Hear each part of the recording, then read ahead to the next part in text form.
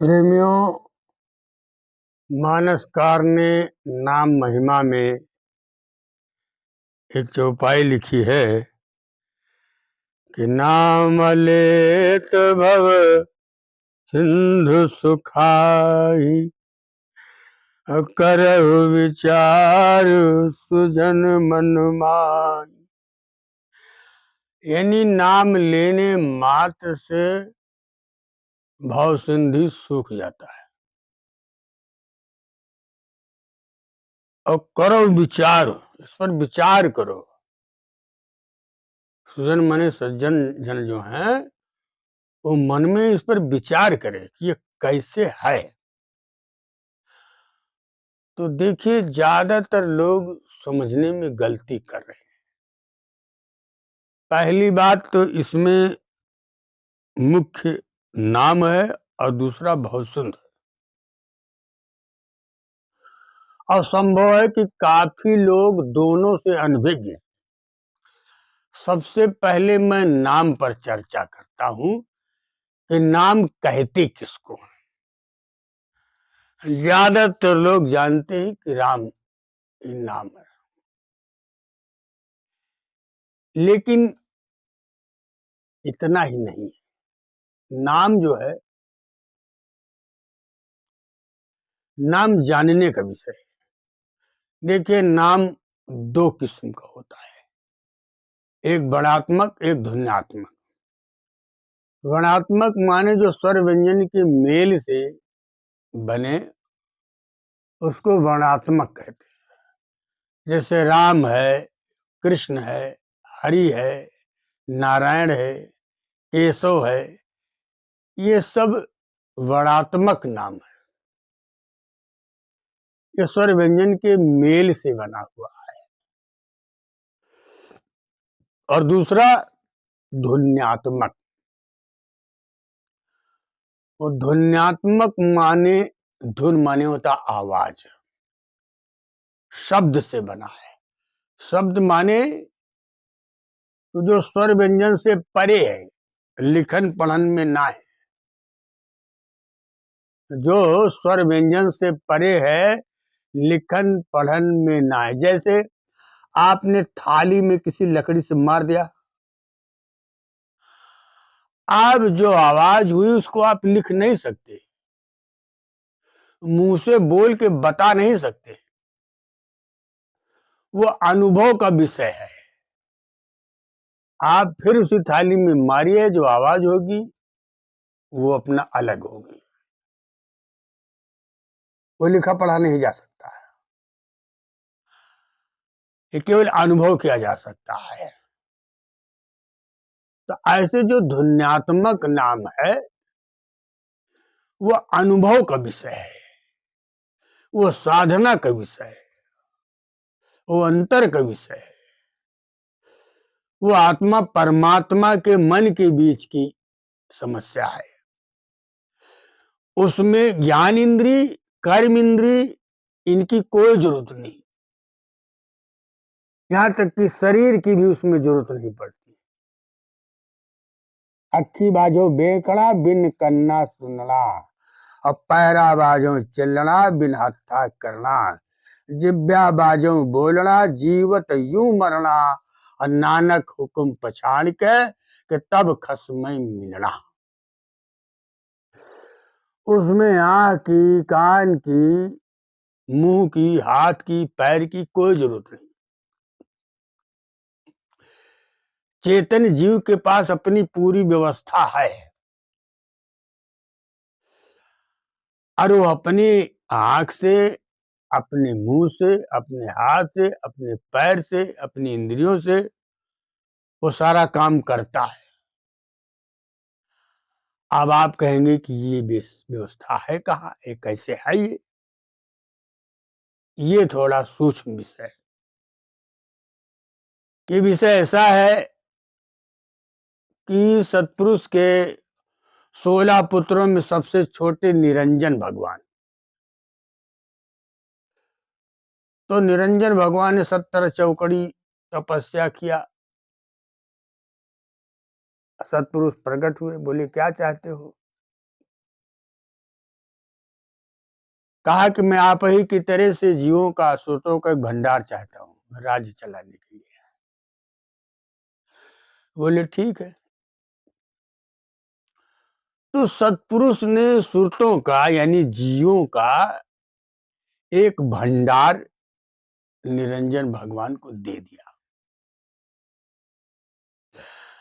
अब ये जीव पहले तो यहां कुछ था नहीं, न स्वर्ग न पाताल न मृतलोक न ब्रह्मा न विष्णु न महेश, न पुरुष न प्रकृति न काल न माया, ऐसा कोई व्यवस्था यहां नहीं थी। जो कुछ था सतलोक था, उसके नीचे कुछ नहीं था। अब ये निरंजन भगवान जो है वहां से जीवों को लेकर के चले, और चले तो दो व्यवस्था थी, ज्योति और सुरति।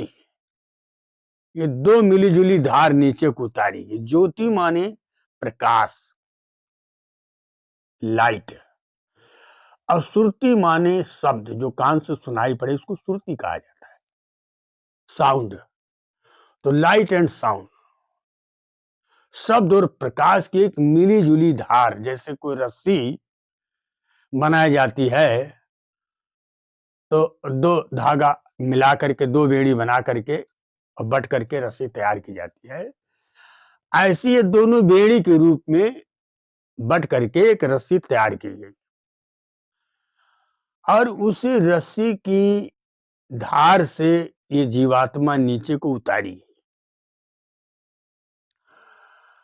अब उसमें जो ज्योति की धार है, योगी जन ध्यान योग से चढ़ने का प्रयास करते हैं,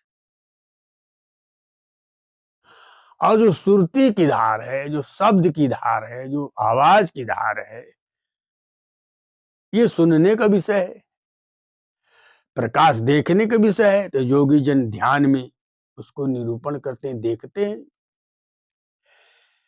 लेकिन जो शब्द की धार है, जो आवाज की धार है, आवाज सुनने का विषय है, इसलिए योगी जन इसको सुनते हैं। इसी शब्द की, इसी ज्योति वो श्रुति की धार को, शब्द की धार को तमाम संतों ने तमाम नाम दिया है। जितने भी संत आए हैं, क्योंकि ज्योति की धार से जीवात्मा अपने धाम को नहीं जा सकती। निर्मल चेतन देश को, सतलोक को, अमरलोक को जीवात्मा नहीं जा सकती, क्योंकि उसमें खिंचाव नहीं है। खिंचाव है तो शब्द की धार में। जैसे लोहा चुंबक को खींच लेता है, वैसे ये शब्द की धार जो है जीवात्मा को खींच लेती है। अब योगी जन इसी जीवात्मा, इसी शब्द की धार से ही ऊपर के मंडलों में जाते हैं। अब जितने भी संत आए हैं, सूर, कबीर, मीरा, दादू, पलटू, भीखा, नानक, जितने भी संत आए हैं, सबने इसी शब्द की धार का सहारा लिया है। अपने अपने समय पर मुख्तलिफ संतों ने मुख्तलिफ नाम दिया। इसी शब्द की धार को किसी ने शब्द कहा, किसी ने कलमा कहा, किसी ने आयत कहा, किसी ने अजपाजाब कहा, किसी ने चर्च कहा, किसी ने कीर्तन कहा। तमाम संतों ने तमाम नाम से इसको पुकारा है। इसी को गोस्वामी जी ने नाम कह करके पुकारा है। कबीर साहब ने शब्द कह करके पुकारा। कहा क्या है कि जंत्र मंत्र सब झूठ है, मत भरमो जग कोय। देखिए, यहाँ जीवात्मा के आवागमन से मुक्ति का विषय है, चल रहा है। ये शब्द की धार का मतलब है जीव आवागमन से मुक्त होने की बात चल रही जीवात्मा की। तो यहाँ पर कबीर साहब ने कहा कि जंत्र मंत्र सब झूठ है, मत भरमो जग कोय, और सार शब्द जाने बिना ये कागा हंस न होए। ये चेतन जीव जो है, ये जब तक शब्द की धार नहीं पकड़ेगा तब तक ये कागज से हंस नहीं हो सकता है, हंस देश को नहीं जा सकता है। तो इसी शब्द की धार को गोस्वामी जी ने नाम कह करके पुकारा है। तो इसलिए इसको नाम कहा गया है। और नाम महिमा में इसी शब्द की धार को, इसी नाम की धार को ही गोस्वामी जी ने इसी पर चर्चा किया है, इसी की बात कही है। अब ये नाम की धार, शब्द की धार, ये इंद्रियों का विषय नहीं है। इसमें मन सहयोग करता है। पहले शुरुआत मन ही को करना पड़ता है, मन आगे चलता है। मन धीरे धीरे शब्द को सुनता है और वो भी चित्त से सुना जाता है, कान से नहीं सुना है। ये चित्त से चिंतन का विषय है, ये अंतर का विषय है। और धीरे धीरे मन जो होता है, पहले मन ही सुनता है और फिर चित्त को पकड़ा देता है। फिर चित्त में और आत्मा में ज्यादा अंतर ही नहीं है। वो चित्त जब पकड़ लिया तो समझ लो आत्मा पकड़ लिया, और जब आत्मा पकड़ लिया तो परमात्मा रूप में चली जाती है। वो परमात्मा का रूप ही है, वो शब्द की धार, नाम की धार, जो स्वरूप सतलोक का है। वहां भी सुरतों का पार भंडार है। ये धार से भी सुरतें आई है, जीवात्मा का भंडार है। इसमें भी आवाज है और उसमें भी आवाज है। उधर सतलोक में भी आवाज है और इधर नाम की धार में, शब्द की धार में भी आवाज है। अब इसी को तमाम संतों ने, इसी धार को ही तमाम संतों ने अलग अलग नाम भी दिया है। किसी ने इसी को राम कहा है, किसी ने कृष्ण कहा है, किसी ने साहब कहा है, किसी ने गायत्री कहा है, किसी ने ब्रह्म कहा है। अपने अपने ढंग से लोगों ने इसका वर्णन किया है। तो ये हो गया नाम। अब चित्त ही चिंतन करता है, और चित्त जब नाम से जुड़ गया तो भवसागर से उसका संबंध कट गया। अब भवसागर क्या चीज है, इसको आप जानिए। भाव का सागर ही भवसागर है। ये जब जीव मां के गर्भ में था तो वहां तो अकेला था, असंग था, निर्लिप्त था, निर्बंध था। वहां तो कोई चिंतन था नहीं, न बेटी न बेटा, न रुपया, न पैसा, न खेती, न गृहस्थी, न नौकरी, न धंधा। ऐसा कोई चिंतन तो था नहीं, जीव अपने स्वरूप में था। लेकिन जब मां के गर्भ से बाहर आया और जैसे जैसे थोड़ा थोड़ा समझने लगा, तो जिस देश में, जिस परिवेश में, जिस परिवार में, जिस परंपरा में, जिस समाज में जन्मा है, उसी परंपरा के हिसाब से धीरे धीरे ढलने लगा। अब परिवार के लोगों ने जैसे जैसे जो बताया कि तुम्हारी मम्मी है, तुम्हारे पापा है, तुम्हारा घर है, तुम्हारे दुकान है, ये तुम्हारा खेत है, तुम्हारा खलिहान है, तुम्हारा बाग है, तो इसके अंदर एक भाव, एक विचार बनता चला गया कि ये मेरा घर है, ये मेरी माँ है, ये मेरे पिता है, ये मेरा भाई है, ये मेरी बहन है, ये मैं हूं, ये मेरा घर परिवार संसार है। एक विचारों का सागर, एक चिंतन का सागर, एक भाव का सागर जीव के अंदर बनता चला गया। यही भाव सागर है, इसी को भाव सागर कहा जाता है। ये विचारों का सागर है, भाव का सागर है। इसी में जीव सारी जिंदगी गोता लगाता रहता है। कि मेरा लड़का है, मेरी पत्नी है, मेरी बहू है, मेरा नाती है, मेरा खेत है, मेरा घर है, मेरी दुकान है, कि मेरा मेरा मेरा मेरा करता रहता, सारी जिंदगी करता रहता है। ये मैं हूं और ये मेरा है। तो स्वामी जी ने भी कहा है कि मैं अरु मोर तोर तै माया।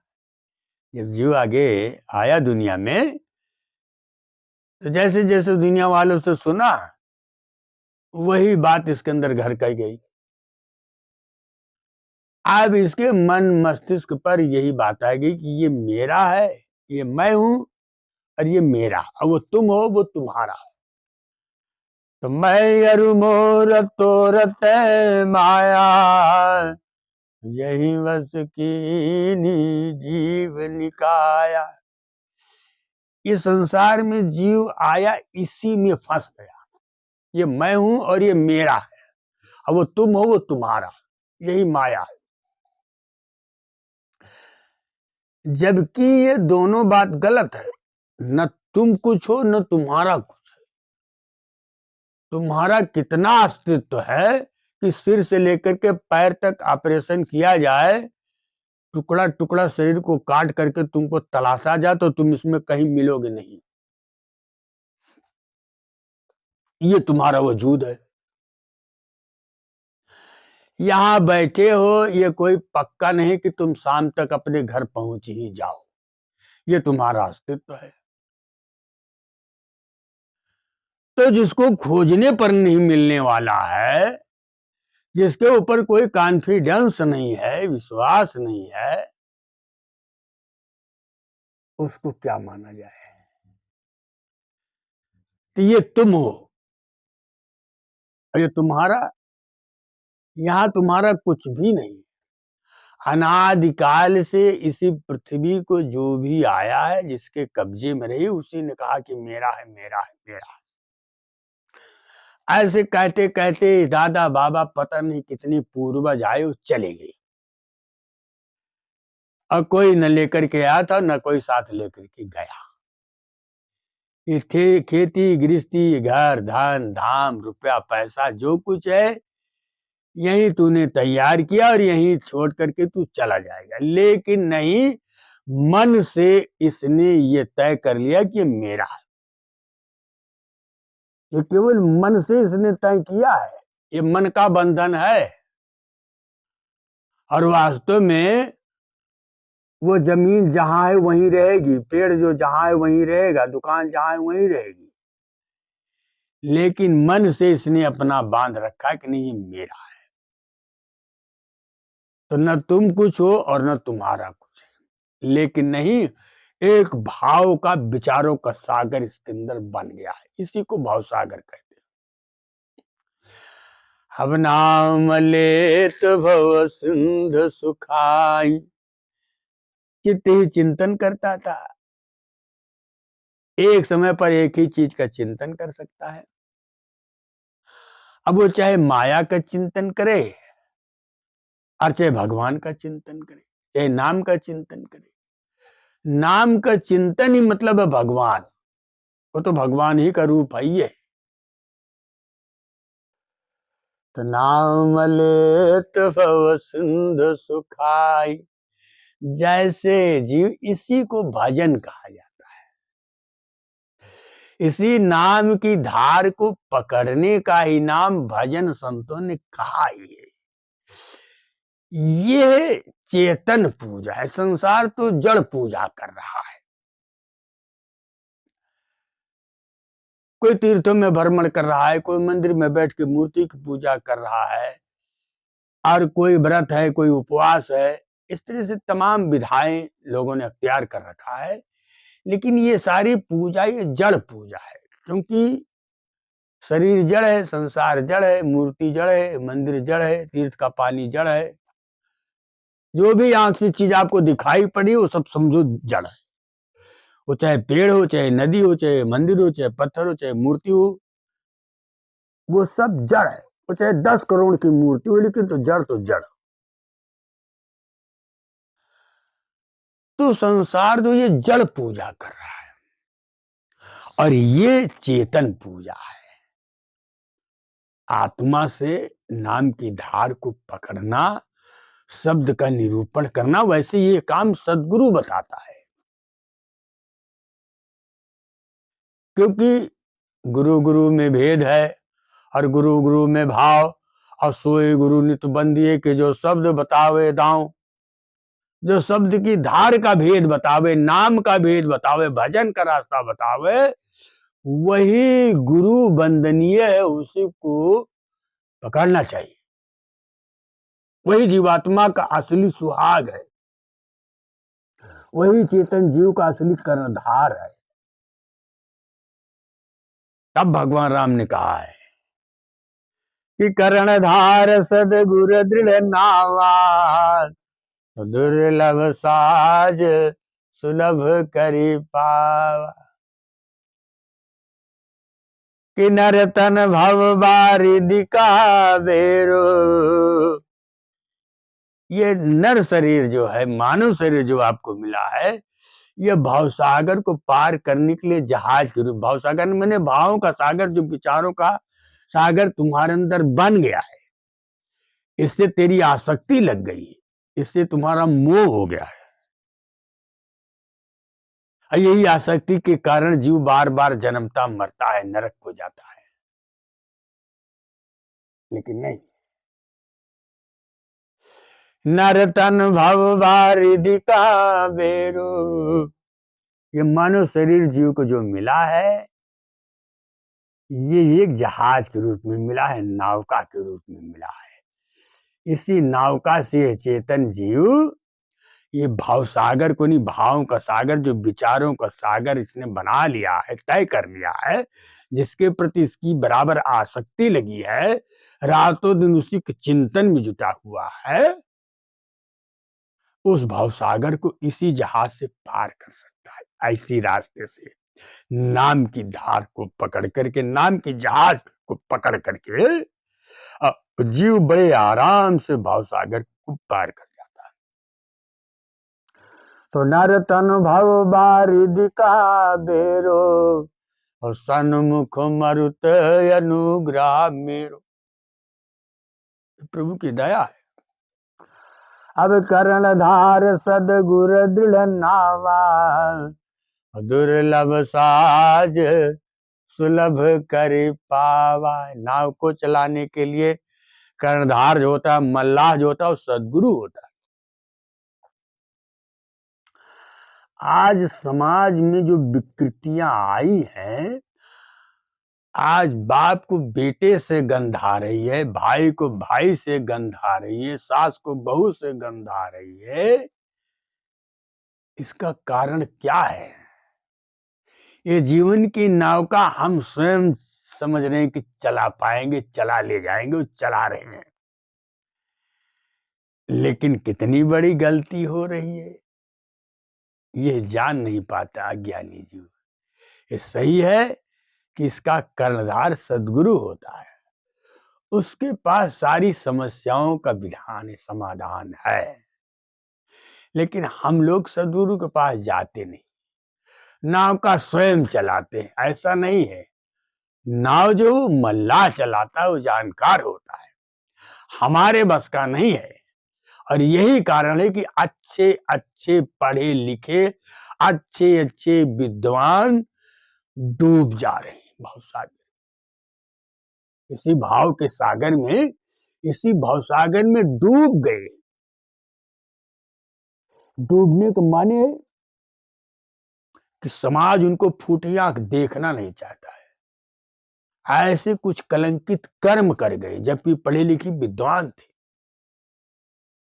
वो चरित्र से गिर गए, चिंतन से गिर गए, आचरण से गिर गए, क्रोध के कारण गिर गए, लोभ के कारण गिर गए, मोह के कारण गिर गए। कितनी बिंदुओं से गिर गए, वो स्वयं नहीं समझ पाता, और समझ रहा है कि मैं नाव का चला रहा हूं। नहीं, तो जीवन रूपी नाव को चलाने वाला कर्णधार सद्गुरु होता है। और फिर अंत में कहा मानसकार ने कि जो न तरई भव सागर, और नर समाज यस पाए, अरे नर नारायणी शरीर पाने के बाद भी अगर ये अज्ञानी जीव भवसागर को न पार किया है, अपने प्रभु तक न पहुंच सका, अरे भजन कर लिया होता तो रास्ता आसान हो गया होता। सबसे पहले सदगुरु के पास गया होता, वहां इसको भजन का रास्ता मिल गया होता। बस रास्ता एकदम सीधा सरल है, सहज है, बहुत दूर नहीं है, लेकिन वहां नहीं गया। जो न तरई भव सागर, नर समाज यस पाए, तो सो कृत निंदक मंदमति, आत्मा निगति जाए। वो ज्ञानी जीव का जिस दिन प्राणांत होगा, सारा जीवन तो इसी माया की बाजार में स्वयं अपने हाथ से नौका चलाने में समय बिता दिया, और धीरे धीरे जब सांसों की पूंजी खत्म हो गई, जमदूत आके खड़े हो गए, तो आज दिन जानते हो और किसी की हत्या नहीं है, चेतन जीव स्वयं अपने हाथ से अपनी हत्या करके जा रहा संसार से। फिर पता नहीं कितने युग बीत जाएं, उसको ये नारायणी शरीर नहीं मिलने वाला है।